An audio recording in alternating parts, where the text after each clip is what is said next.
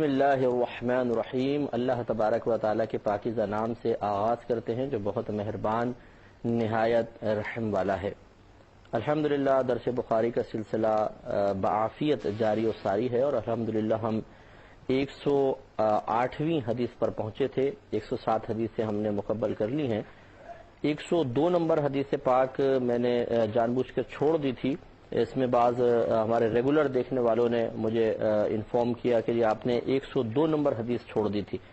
مسئلہ اس کا یہ ہے کہ جو 101 نمبر حدیث اس میں یہ روایت تھی کہ نبی کریم صلی اللہ علیہ وسلم نے عورتوں کے لیے ایک دن مقرر کیا تھا جس میں آپ ان کے پاس جا کر اور انہیں آپ تبلیغ دین وغیرہ فرمایا کرتے تھے، اور اس میں نبی کریم صلی اللہ علیہ وسلم نے عورتوں سے ارشاد فرمایا تھا کہ جس عورت کے 3 بچے ہوں اور وہ بچپن میں فوت ہو جائیں تو یہ اپنے والدین کی شفاعت کریں گے۔ تو کسی نے پوچھا رسول اللہ اگر 2 ہوں تو؟ آپ نے فرمایا 2 ہوں تو تب بھی۔ تو اگلی جو تھی روایت وہ بہت ہی مختصر چونکہ روایت تھی اس لیے میں نے اس کو چھوڑ دیا تھا، جیسے کہ یہ حضرت جابر رضی اللہ تعالی عنہ بیان کرتے ہیں۔ اس میں صرف یعنی یوں سمجھ لیجئے کہ سند ذکر کی ہے، حدیث نہیں ہے۔ اس کی حدیث میں آپ کو پڑھ کے بتا دیتا ہوں۔ امام بخاری روایت کرتے ہیں کہ ہمیں محمد بن بشار نے حدیث بیان کی، انہوں نے کہا کہ ہمیں غندر نے حدیث بیان کی، انہوں نے کہا کہ ہمیں شعبہ نے حدیث بیان کی، عبد الرحمن ابن الاصبہانی،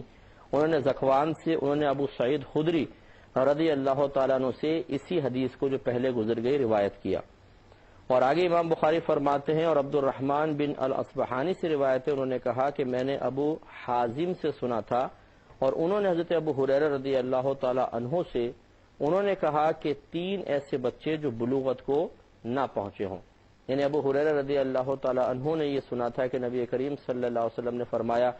کہ جس عورت کے 3 ایسے بچے جو بھی بلوغت تک نہ پہنچے ہوں وہ اگر فوت ہو جاتے ہیں تو یہ اس کی بروز قیامت شفاعت کریں گے۔ بس اتنا یہ 102 نمبر حدیث ہے، تو اس لیے اس کو ترک کر دیا تھا اور 103 پر آ گئے تھے، لیکن میں نے آپ کے کچھ جو ہمارے ریگولر دیکھنے والے ہیں ان کی قلبی تشفی کے لیے اس کو میں نے دوبارہ ذکر کر دیا ہے۔ ہم 107 نمبر حدیثیں مکمل کر چکے ہیں، اب 108ویں حدیث پر آئے ہیں۔ اس میں آپ کو معلوم ہوگا کہ پیچھے باب یہ چل رہا تھا کہ نبی کریم صلی اللہ علیہ وسلم کی طرف جھوٹ باندھنا گناہ ہے۔ امام بخاری نے اس پہ باقاعدہ باب قائم کیا اور 2-3 حدیثیں اس بارے میں ہو چکی تھیں۔ یہ حدیث بھی اسی موضوع کے متعلق ہے اور حضرت انس رضی اللہ تعالی عنہ اس کے راوی ہیں۔ تو حضرت انس رضی اللہ تعالی عنہ نے کہا کہ مجھے تم کو بکثرت حدیثیں بیان کرنے سے ضرور یہ چیز منع کرتی ہے کہ بے شک نبی کریم صلی اللہ علیہ وسلم نے ارشاد فرمایا کہ جس نے مجھ پر عمدن جھوٹ باندھا وہ دوزخ کی آگ میں اپنے بیٹھنے کی جگہ بنا لے۔ یعنی یہ بھی وہی حدیث ہے حضرت انس رضی اللہ تعالی عنہ جو سرکار صلی اللہ علیہ وسلم کے ساتھ بہت زیادہ رہا کرتے تھے اور آپ کی 10 سال تک مسلسل خدمت کی ہے۔ اب یہ دیکھیں کہ جو 10 سال تک مسلسل خدمت کر رہا ہو وہ کتنا کلوز ہوگا اور کتنی باتیں انہوں نے نبی کریم صلی اللہ علیہ وسلم سے سنی ہوں گی، لیکن آپ کے خوف خدا کا یہ عالم تھا اور نبی کریم صلی اللہ علیہ وسلم کی احادیث مبارکہ کہ ظاہری مضامین پر کامل یقین کا یہ عالم تھا کہ آپ خود کہتے ہیں کہ تم مجھے زیادہ حدیث روایت کرتے ہوئے صرف اس لیے نہیں سنتے ہو کہ مجھے یہ حدیث روک دیتی ہے، مجھے خوف محسوس ہوتا ہے کہ ایسا نہ ہو کہ نادانستہ طور پہ غیر ارادی طور پر میں نبی کریم صلی اللہ علیہ وسلم کی طرف کوئی ایسی بات منسوب کر دوں جو آپ نے نہ کہی ہو اور میری گرفت کا سامان ہو جائے۔ اب دیکھیں حدیث میں تو الفاظ سرکار نے فرمایا کہ جس نے جان بوجھ کر مجھ پر جھوٹ باندھا، تو حضرت انس رضی اللہ تعالیٰ عنہ سے تو یہ بعید ہے کہ آپ جان بوجھ کر نبی کریم صلی اللہ علیہ وسلم کی طرف جھوٹ منسوب کریں گے، لیکن آپ نے اس کے باوجود نبی کریم صلی اللہ علیہ وسلم کی حدیثیں بکثرت بیان نہیں فرمائیں کیونکہ آپ کو خوف تھا کہ اگر میں بیان کروں گا تو ایسا نہ ہو کہ کوئی حدیث غلط منسوب ہو جائے۔ تو اب غور کر لیجئے کہ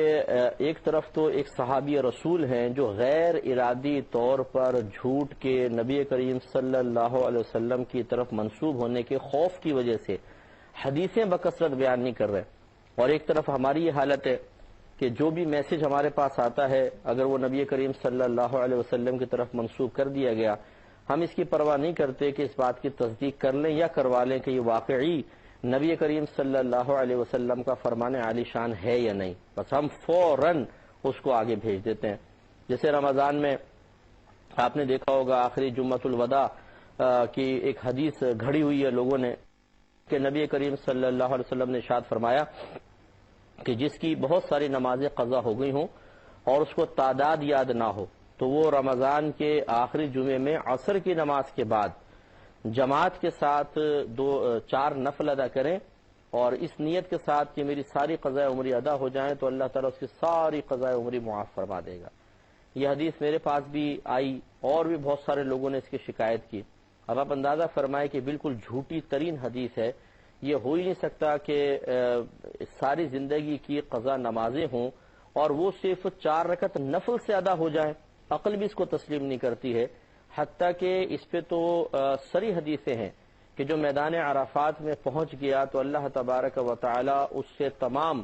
جو اللہ تعالیٰ کے حق میں کوتاہیاں ہوئی ہیں سب معاف فرما دے گا، یعنی نماز قضا ہوئی ہیں اس سے گناہ معاف، روزے قضا ہوئے اس سے گناہ معاف فرما دے گا، یہ ادھر معاملہ ہوتا ہے۔ لیکن اس کے باوجود علماء یہ فرماتے ہیں کہ نمازیں قضا کرنے کا گناہ معاف ہوگا، جو نمازیں ادا کرنی ہیں یعنی جو قضا ہو گئیں ان کو پڑھنا تو پڑے گا، یہ نہیں ہے کہ وہ پڑھنا بھی معاف ہو جائے گا۔ تو جب میدان عرفات میں وقوف عرفہ کے باوجود جہاں کبیرہ صغیرہ گناہوں کی معافی کا عام اعلان ہے پھر بھی قضا نماز ادا کرنی پڑیں گی تو یہ 4 رکعت نفل میں اتنی قوت اور طاقت کہاں سے آ گئی کہ پچھلی پوری زندگی کی قضائے عمری معاف ہو جائے؟ اور پھر حماقت در حماقت یہ دیکھیے کہ بنانے والے کو خود مسئلہ معلوم نہیں تھا کہ عصر کی نماز کے بعد تو نوافل پڑھنا منع ہوتے ہیں، اور وہ ترغیب اس میں لکھی ہے کہ 4 رکعت نفل پڑھیں عصر کی نماز کے بعد، وہ بھی جماعت کے ساتھ۔ چنانچہ اس قسم کی خرافات پر توجہ نہ کی جائے۔ یوں ہی اب لوگوں نے اس کی بھی عادت بنا لی ہے کہ ہر مہینے کے آغاز سے پہلے یعنی اسلامی مہینے کے آغاز سے پہلے حدیث پہنچ جاتی ہے، جس نے رجب کی آمد کی کسی کو خوشخبری سنائی اس پہ جنت واجب، جس نے محرم الحرام کی خوشخبری سنائی اس پہ جنت واجب، سارے مہینوں کی بنا لی۔ تو یہ بھی جھوٹی حدیثیں ہیں۔ تو اس لیے بہت ضروری ہے کہ اپنے اطراف میں عام ہونے والی ان احادیث کو پہلے کسی کو دکھا لیا جائے، اگر وہ کہتے ہیں کہ ہاں یہ صحیح ہے یا مطلب اس کو بیان کر سکتے ہیں تو آپ بیان کریں، ورنہ رک جائیں۔ اور کسی مستند اور صحیح حدیث کو آگے فارورڈ کرنے سے رک جانا گناہ نہیں ہے۔ اگر آپ رک گئے احتیاطاً تو کوئی بات نہیں، گناہ نہیں ہے، لیکن اس کو آگے فارورڈ کر دینا، اگر وہ صحیح ہے تو چلیں بچ گئے گناہ سے، لیکن اگر خراب ہے، غلط حدیث ہے، جھوٹی ہے تو پھر ایک گناہ جاریہ ہو گیا۔ اور میں نے پہلے بھی آپ کو ایک دفعہ بتایا تھا کہ اسی طرح یہ نزہۃ المجالس ایک کتاب ہے جو انتہائی ناقص کتاب ہے اور اس میں بے شمار جھوٹی روایات بھر دی گئی ہیں۔ اس میں صحیح بھی ہیں، اچھی روایات بھی ہیں، لیکن جھوٹے واقعات، جھوٹی حدیثیں اور ایسے واقعات جو عقل سے بالکل بعید ہیں وہ اس میں بھر دیے گئے ہیں۔ اس لیے یہ انتہائی ناقابل اعتبار کتاب ہے، اس پر بالکل بھروسہ نہ کیا جائے اور اس میں موجود روایات کو کسی کے سامنے بیان نہ کریں۔ معلوم یہ ہوا کہ دیکھیں، ایک آپ نے پہلے حدیث سنی تھی، ہم نے بخاری میں بیان کی تھی کہ نبی کریم صلی اللہ علیہ وسلم نے ارشاد فرمایا جس نے جان بوجھ کر علم کو چھپایا تو اللہ تبارک و تعالیٰ اسے آگ کی لگام دے گا، یعنی میدان محشر میں اس کو سزا ملے گی۔ تو ایک ہوتا ہے علم چھپانا اور ایک ہوتا ہے کہ علم کو کسی صحیح مصلحت کی بنا پر کسی کے سامنے بیان کرنے سے رک جانا، ان دونوں میں فرق ہے۔ آپ کا قصد و ارادہ یہ نہیں ہے کہ ہم علم کو چھپا لیں اور دیگر لوگوں تک نہ پہنچے، یہ ایک علمی خیانت ہے کہ جب اللہ تعالیٰ نے آپ کو علم دیا ہے تو وہ آپ کے پاس امانت ہے، اسے دوسروں تک پہنچا دیں۔ لیکن اگر آپ یہ خوف محسوس کرتے ہیں کہ اس پہنچانے کے اندر میں خود ہلاک ہو جاؤں گا تو پھر اس میں رخصت دی گئی ہے، جیسے کہ صحابہ کرام علیہ رضوان سے خود یہ ثابت ہوا کہ آپ آگے حدیث بیان کرنے سے گھبراتے تھے۔ تو اس لیے کوشش یہی کرنی چاہیے کہ جو علم اللہ نے ہمیں عطا فرمایا اس کو چھپانے کے قصد و ارادے سے اپنے پاس روکے نہیں، اس کو دوسروں تک پہنچائیں۔ لیکن اگر کوئی شخص کسی صحیح مصلحت کی بنا پر علم کو آگے پہنچانے سے رک رہا ہے تو اس پہ طعن کرنا اور بغیر اس کی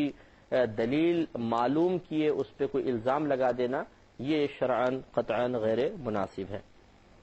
اگلی حدیث پر آتے ہیں کہ حضرت سلمہ بن الاکوع رضی اللہ تعالی عنہ کہتے ہیں کہ میں نے نبی کریم صلی اللہ علیہ وسلم کو یہ فرماتے ہوئے سنا ہے کہ جس نے میری طرف اس بات کی نسبت کی جس کو میں نے نہیں کہا، وہ اپنا ٹھکانہ جہنم کی آگ میں بنا لے۔ تو آپ دیکھیں یہی مضامین تواتر سے چل رہے ہیں۔ 109 نمبر حدیث ہے، اس میں بھی نبی کریم صلی اللہ علیہ وسلم نے اسی بات کو بیان فرمایا۔ 110 نمبر حدیث، اس میں تھوڑی سی تبدیلی ہے اور کچھ اور باتیں بھی ہیں۔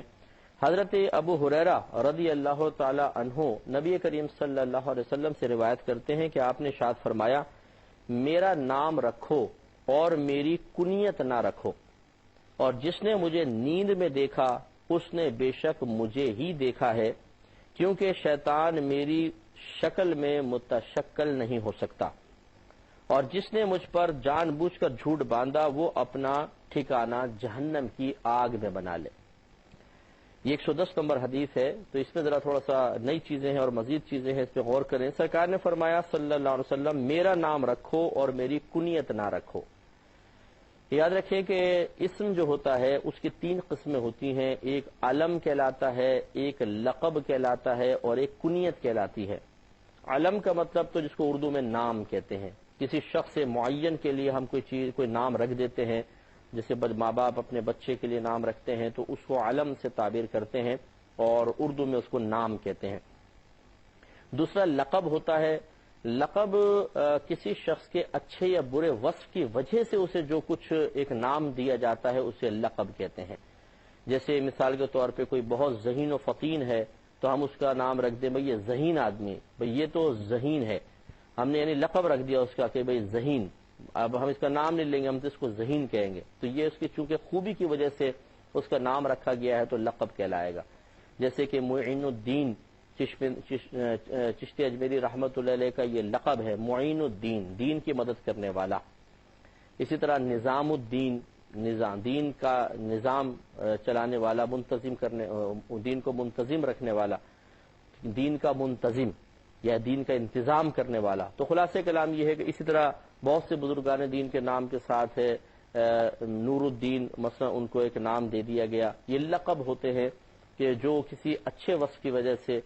کسی کو دیے گئے۔ اسی طرح شیطان کے لیے اگر لعین اور مردود اس کو کہا جائے تو یہ اگر اس کے برائی اور مذمت کی وجہ سے، کسی برے وصف کی وجہ سے اس کو جو نام دیے جاتے ہیں وہ بھی لقب کہلائیں گے۔ جیسے شیطان کے لعین کا لفظ استعمال کرتے ہیں، مردود کا لفظ استعمال کرتے ہیں، یہ اس کے القابات کہلائیں گے۔ اور تیسری چیز کنیت ہوتی ہے۔ کنیت اس نام کو کہتے ہیں کہ جو اب یا کے واسطے سے کسی شخص کا نام رکھ دیا جاتا ہے اور کسی تعلق کی وجہ سے ہوتا ہے۔ جیسے مثال کے طور پہ حضرت ابو ہریرہ رضی اللہ تعالی عنہ کی ایک آستین کافی بڑی تھی اور اس میں ایک دفعہ آپ نے ایک بلی کے بچے کو بٹھایا ہوا تھا۔ جب نبی کریم صلی اللہ علیہ وسلم وہاں سے گزرے تو عربی میں بلی کو کہتے ہیں ہرہ، اور اس کی تصغیر ہریرہ بنتی ہے، یعنی چھوٹی سی بلی۔ تو نبی کریم صلی اللہ علیہ وسلم نے پھر آپ کو مزاحن فرمایا ابو ہریرہ، یعنی اے بلی والے، تو آپ یہاں پہ ابو والے کے معنی میں ہے، تو آپ کا لقب یہ مشہور ہو گیا۔ اسی طرح جو ابو جہل تھا، یہ پہلے ابو الحکم کہلاتا تھا، بڑا حکیم، یعنی حکیموں کا بھی باپ کہلاتا تھا، لیکن جب نبی کریم صلی اللہ علیہ وسلم کی مخالفت پر اترا تو نبی کریم صلی اللہ علیہ وسلم نے اس کو ایک کنیت دی اور اس کو بولا ابو جہل، یعنی جاہلوں کا باپ، تو وہ اسی لقب، اسی کنیت سے مشہور ہو گیا۔ نبی کریم صلی اللہ علیہ وسلم کا علم مبارکہ محمد ہے، اور جتنے بھی پھر آپ کے صفاتی نام آپ کو جیسے سید المرسلین ہم کہتے ہیں یہ آپ کا لقب ہے، یا خاتم النبیین کہتے ہیں یہ آپ کا لقب ہے۔ اور آپ کی کنیت تھی ابو القاسم، آپ کے صاحبزادے تھے قاسم، ان کی نسبت سے آپ اپنی کنیت رکھی تھی آپ نے ابو القاسم۔ تو اب اس تفصیل کے بعد تھوڑا سا دیکھیے کہ فرماتے ہیں میرا نام رکھو اور میری کنیت نہ رکھو۔ گویا کہ اگر تم اپنے بچوں کا نام رکھنا چاہتے ہو تو میرے نام پہ محمد رکھ سکتے ہو، لیکن میری کنیت یعنی ابو القاسم نہ رکھو۔ تو علماء کہتے ہیں کہ یہ اس میں اختلاف ہے کہ کیا یہ ممانعت ایک خاص وقت کے لیے تھی یا بعد کے لیے بھی ہے۔ تو صحیح مذہب یہی ہے کہ یہ ایک خاص وقت کے لیے تھی، اس کے بعد خود نبی کریم صلی اللہ علیہ وسلم نے اس کی اجازت مرحمت فرما دی، جیسے کہ میں ایک روایت آپ کی خدمت میں عرض کرتا ہوں، اور یہ ابو داؤد رحمۃ اللہ علیہ نے اس کو نقل کیا ہے، ابو داؤد میں موجود ہے، یہ سنن ابو داؤد میں۔ حضرت عائشہ صدیقہ رضی اللہ تعالی عنہا بیان کرتی ہیں کہ ایک عورت نبی کریم صلی اللہ علیہ وسلم کے پاس آئی اور اس نے کہا، رسول اللہ صلی اللہ علیہ وسلم، میرے ہاں ایک لڑکا پیدا ہوا ہے، بس میں نے اس کا نام محمد رکھا ہے اور اس کی کنیت ابو القاسم رکھی ہے۔ پھر مجھے بتایا گیا کہ آپ اس کو ناپسند کرتے ہیں، تو نبی کریم صلی اللہ علیہ وسلم نے فرمایا، کس نے میرے نام کو حلال کہا ہے اور میری کنیت کو حرام کہا ہے؟ یا فرمایا کہ کس نے میری کنیت کو حرام کہا ہے اور میرے نام کو حلال کہا ہے؟ یعنی مراد یہ ہے کہ اب پہلے منع تھا لیکن اب بالکل جائز ہے، ایسا نہیں ہے کہ میرا نام حلال ہو اور کنیت رکھنا حرام ہو، آپ نے باقاعدہ اس کی اجازت مرحمت فرمائی۔ اور یوں ہی سنن ابو داؤد میں اور ترمذی میں ایک مزید روایت حضرت علی کرم اللہ وجہ الکریم سے مروی ہے، آپ نے عرض کی، یا رسول اللہ صلی اللہ علیہ وسلم، اگر آپ کی وفات کے بعد میرے کوئی بیٹا پیدا ہوا تو میں اس کا نام آپ کے نام پر اور اس کی کنیت آپ کی کنیت پر رکھ لوں؟ تو نبی کریم صلی اللہ علیہ وسلم نے ارشاد فرمایا کہ ہاں۔ تو دیکھیں صراحتاً اجازت دی پھر نبی کریم صلی اللہ علیہ وسلم نے۔ تو اس لیے یہ ان علماء کی دلیل ہے جنہوں نے کہا کہ اب نبی کریم صلی اللہ علیہ وسلم کی کنیت بھی رکھی جا سکتی ہے، لہذا اگر کسی کا بیٹا کسی کے بچہ ہے ابو القاسم ہے تو وہ ابو القاسم کنیت اب استعمال کر سکتے ہیں، اس میں کوئی حرج نہیں ہے۔ تو آپ سرکار نے فرمایا میرا نام رکھو اور میری کنیت نہ رکھو، تو گویا کہ یہ حکم منسوخ ہو گیا ہے اور اب کنیت بھی رکھ سکتے ہیں۔ اس کے بعد سرکار نے فرمایا جس نے مجھے نیند میں دیکھا، نیند سے میں دیکھا سے مراد خواب میں دیکھا، اس نے بے شک مجھے ہی دیکھا ہے، کیونکہ شیطان میری شکل میں متشکل نہیں ہو سکتا، یعنی وہ میری شکل بنا کر نہیں آ سکتا ہے۔ الفاظ یہ ہیں کہ سرکار نے فرمایا کہ وَمَنْ رَآنِي فِي الْمَنَامِ، جس نے مجھے خواب میں دیکھا، فقد رآنی، تو بے شک اس نے مجھے ہی دیکھا۔ فإن الشیطان لا يتمثل فی صورتی، کیونکہ شیطان میری صورت میں متمثل یا متشکل نہیں ہو سکتا۔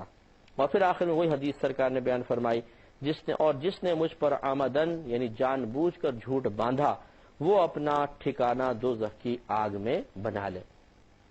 اس سے معلوم ہوا کہ نبی کریم صلی اللہ علیہ وسلم کو اگر کوئی خواب میں دیکھتا ہے تو وہ یقیناً نبی کریم صلی اللہ علیہ وسلم ہی ہیں، کیونکہ شیطان سرکار کی شکل میں نہیں آ سکتا۔ اب شکل مبارکہ، صورت مبارکہ، ہر مبارکہ رسول صلی اللہ علیہ وسلم تو ہر ایک نے نہیں دیکھی، تو اب اگر شیطان متشکل ہو کر آ کے یہ بتاتا کہ میں تمہارا نبی ہوں تو ہم دھوکے میں مبتلا ہو سکتے تھے، لہٰذا اللہ تعالیٰ نے اپنے حبیب کریم صلی اللہ علیہ وسلم کا یہ کمال اور وصف ایک ظاہر فرمایا کہ شیطان ہمارے خواب میں آ کر یہ نہیں کہہ سکتا میں تمہارا نبی ہوں۔ نبی کریم صلی اللہ علیہ وسلم کی شکل میں متشکل ہونا شیطان کے لیے اللہ تعالیٰ نے ناممکن بنا دیا ہے۔ چنانچہ اگر کوئی خواب میں نبی کریم صلی اللہ علیہ وسلم کو دیکھتا ہے تو وہ یقیناً آپ ہی کو دیکھتا ہے۔ اس پہ انشاءاللہ مزید کلام ہوگا، لیکن نیکسٹ پروگرام میں وآخر دعوانا ان الحمدللہ رب العالمین۔ اے اللہ، اے اللہ،